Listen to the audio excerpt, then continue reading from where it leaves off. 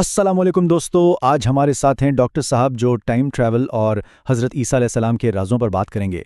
आज की इस मालूमाती निशस्त में हम डॉक्टर साहब की इसी ज़बरदस्त तहकीक का मुकम्मल जायज़ा लेने वाले हैं। हमारे जहनों में अक्सर ये सवाल आता है कि क्या वक्त के पहिए को वाकई रोका जा सकता है?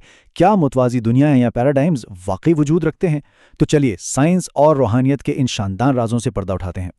सबसे पहले तो हमें वक्त की अपनी बुनियादी समझ को चैलेंज करना होगा। क्या वक्त वाकई सिर्फ घड़ी की इन टिक टिक करती सुइयों का नाम है? जरा सोचिए, अगर दुनिया की तमाम घड़ियां अचानक से काम करना छोड़ दें तो क्या वक्त रुक जाएगा?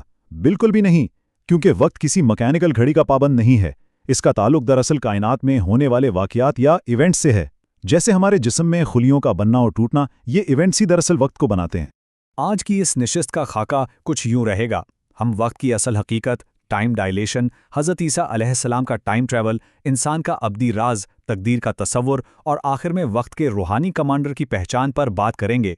ये एक ऐसा सफ़र है जो क्वांटम फिजिक्स को इस्लामी तालीमात के साथ ला खड़ा करेगा। तो आइए अपने पहले हिस्से से बाकायदा आगाज़ करते हैं और तिब्बी दुनिया से ज़रा हटकर वक्त की असल हकीकत को इलाही ज़ाविये से समझने की कोशिश करते हैं। वक्त की गहराई को समझने के लिए ज़रा इस ताकतवर हदीस कुदसी पर गौर करें। फरमाया गया, ज़माने को बुरा मत कहो, ज़माना तो मैं हूँ। इस तहकीक से ये बात सामने आती है कि वक्त कोई बेजान सी चीज़ या महज मिनटों और घंटों का पैमाना हरगिज़ नहीं है, बल्कि वक्त दरअसल अल्लाह की उस मुसलसल और ना रुकने वाली एनर्जी का नाम है जो कायनात में कुन यानी हो जा के अम्र से रवां दवां है। ये तख्लीक का एक ऐसा बहाव है जो कभी नहीं रुकता।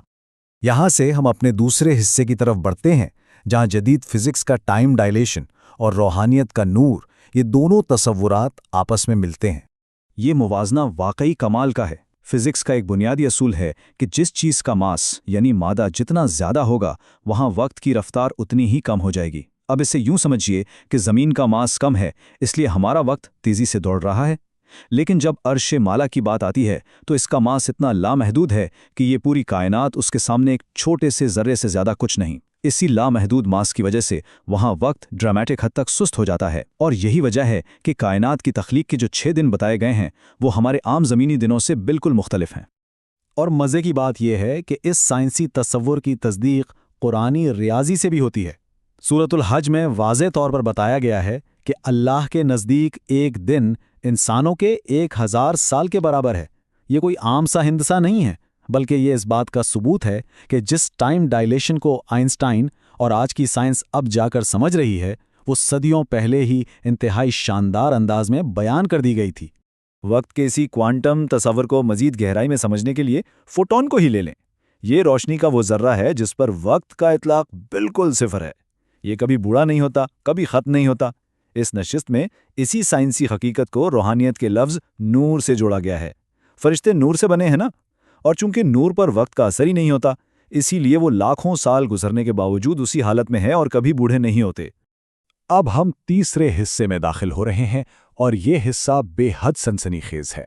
हम देखेंगे कि टाइम डायलेशन और नूर के ये असूल हज़रत ईसा अलैहिस्सलाम के तारीखी वाक़े पर कैसे अप्लाई होते हैं। इस टाइमलाइन को देखकर अकल हैरान रह जाती है। हज़रत ईसा अलैहिस्सलाम को ज़मीन से उठाए हुए 2000 साल से भी ज़्यादा का अरसा गुजर चुका है। हमारा ज़मीनी वक्त तो तेज़ी से भाग रहा है, मगर तहकीक बताती है कि चूंकि वो अब नूर की दुनिया और एक मुतवाज़ी डायमेंशन में है जहां हमारे तबई कानून चलते ही नहीं, इसलिए उनकी ज़िंदगी के हिसाब से वहां बिल्कुल 0 सेकंड गुजरा है। जी हाँ, वो आज भी बिल्कुल उसी उम्र में है जिस उम्र में उन्हें उठाया गया था। और ज़रा गौर करें तो बिल्कुल यही क्वांटम असूल वाक़या मेराज से भी जुड़ा हुआ मिलता है।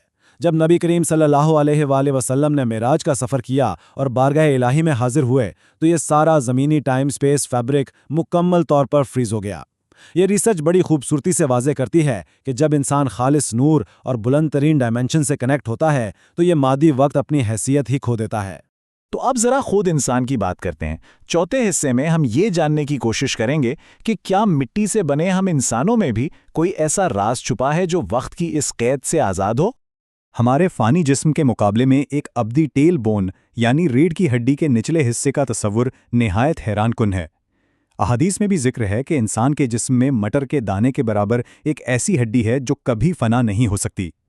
और हैरत की बात यह है कि पाकिस्तान की नम्स यूनिवर्सिटी की मॉडर्न रिसर्च ने भी ये साबित कर दिया है कि उसे इंतहाई बुलंद दर्जा हरारत पर जलाने और पीसने के बाद भी उसके बुनियादी ज़र्रात और फोटॉन्स बिल्कुल महफूज रहते हैं। دراصل یہ وہی ابدی انرجی ہے جو روح کی نمائندگی کرتی ہے اور وقت کی قید سے بالکل بالاتر ہے۔ اب وقت اور علم کو ذرا اس کمال کی مثال سے سمجھیے۔ فرض کریں ایک شخص سڑک پر کھڑا ہے، اسے صرف وہی گاڑیاں نظر آئیں گی جو عین اس وقت اس کے سامنے ہیں، لیکن اگر وہی شخص کسی پہاڑ کی چوٹی پر کھڑا ہو جائے تو وہ پوری سڑک کا آغاز، درمیان اور انجام ایک ہی نظر میں دیکھ لے گا۔ ہم انسان سڑک پر کھڑے ہیں، اس لیے ماضی، حال اور مستقبل کی قید میں ہیں، مگر اللہ تعالیٰ وقت سے آزاد ہے اور سب کچھ ایک ساتھ دیکھتا ہے۔ اور بالکل یہی وجہ تھی کہ حضرت خضر علیہ السلام کو وہ مستقبل نظر آ رہا تھا جو حضرت موسیٰ علیہ السلام کی زمینی نظروں سے اوجھل تھا۔ یہاں سے ایک بہت بڑا اور لاجواب سوال اٹھتا ہے جو ہمارا 5واں حصہ ہے، تقدیر اور انسان کا اختیار۔ مطلب اگر اللہ سب کچھ ایک ہی لمحے میں دیکھ اور جان رہا ہے تو کیا ہم واقعی اپنے فیصلوں میں آزاد ہیں؟ تقدیر کے اس گتھی کو سلجھانے کے لیے اسے 3 حصوں میں بانٹا جا سکتا ہے۔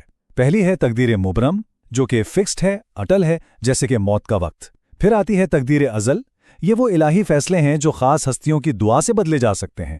اور تیسری ہے تقدیر معلق، یہ وہ تقدیر ہے جو 100% انسان کی اپنی کوشش، محنت اور شرائط پر منحصر ہے۔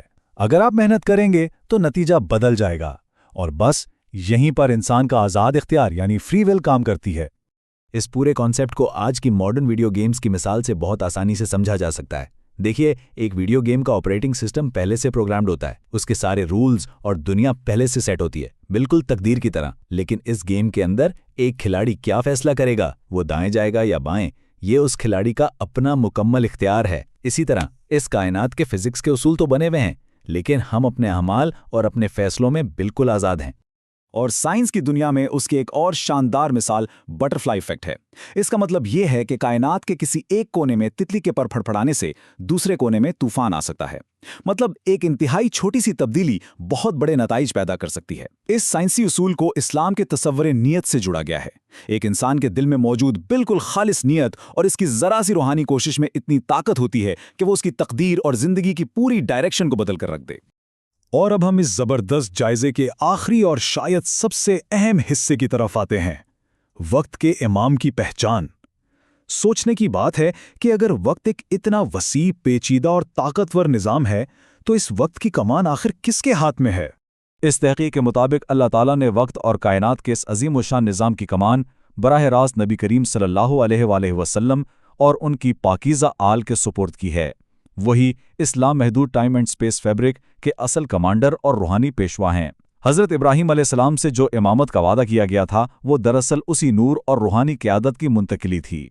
یہاں یہ حدیث بڑی گہری وارننگ اور ایک زبردست حقیقت اپنے اندر سموئے ہوئے ہے۔ اس پیچیدہ کائنات، وقت کی اصل حقیقت اور اللہ کے نور کو سمجھنے کے لیے امام وقت کی پہچان اور معرفت انتہائی لازمی ہے۔ جو انسان اس نورانی کنیکشن کو پہچانے بغیر اس دنیا سے چلا جاتا ہے، وہ کائنات کی اس اصل حقیقت سے بالکل ناواقف اور بلائنڈ ہی رہتا ہے۔ تو اگر اس پوری گفتگو کو سمیٹا جائے تو خلاصہ کچھ یوں ہے کہ انسان مادی وقت کا قیدی صرف تب تک ہے جب تک وہ زمین کی سطح پر رینگ رہا ہے۔ وقت پر عبور حاصل کرنے کا اصل راز اللہ کے اس نور سے جڑ جانا ہے۔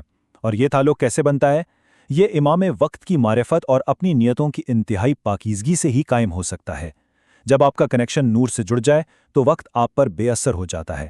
ہم آج کی اس معلوماتی نشست کو ایک بہت ہی فکر انگیز سوال پر ختم کرتے ہیں۔ اگر وقت محض سیکنڈز اور منٹس کا کوئی کلیکشن نہیں ہے بلکہ سراسر اللہ کے نور اور اس کے امر کا نام ہے، تو ہم انسان اپنے اس تھوڑے سے زمینی وقت کو اپنی نیتوں اور اپنے اعمال کے ذریعے کیسے روشن کر سکتے ہیں؟ اس سوال پر ضرور غور کیجیے گا۔